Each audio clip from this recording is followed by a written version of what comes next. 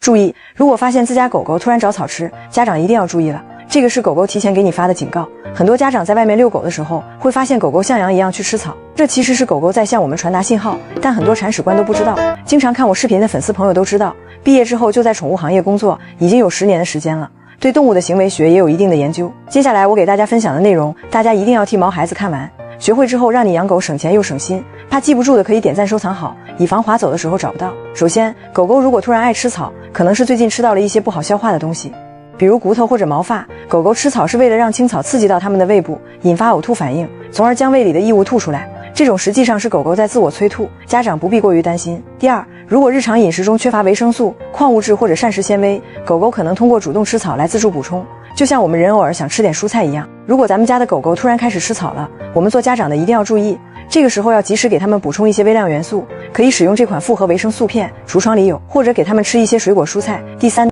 如果狗狗走路一瘸一拐，出现小羊跳，而且不爱动弹，大多数是由于缺钙引起的，有的狗狗也会通过吃草来补充。其实解决这个问题也比较简单，咱们平时可以给狗狗吃一些海带，海带可以补钙，里面的微量元素能促进钙的吸收，缓解狗狗缺钙的问题。另外，下面这几个养狗经验，我们养狗人也一定要清楚以下几种蔬菜万万不要给狗狗喂，不然发生意外可就后悔莫及了，千万不要大意。第一个是韭菜，韭菜当中含有硫化物，会破坏狗狗血液中的成分，引起狗狗贫血，对狗来说是剧毒。第二个是洋葱，洋葱是一个需要特别警惕的蔬菜，含有硫磺和二硫化物，这些成分会破坏狗狗的红细胞，导致急性贫血、尿血、四肢抽搐等症状。有研究表明，仅半颗洋葱就有可能在2个小时之内让一只体重为20千克的大型犬陷入濒危状态，严重的时候还可能会引发器官衰竭。第三个是生土豆，生土豆当中含有一种名为龙葵素的毒素，如果狗狗误食，可能会引发腹泻、腹痛、呼吸困难。第四是葱姜、蒜一类的蔬菜，这类蔬菜含有刺激性成分，如果狗狗误食，可能会引发大量排尿，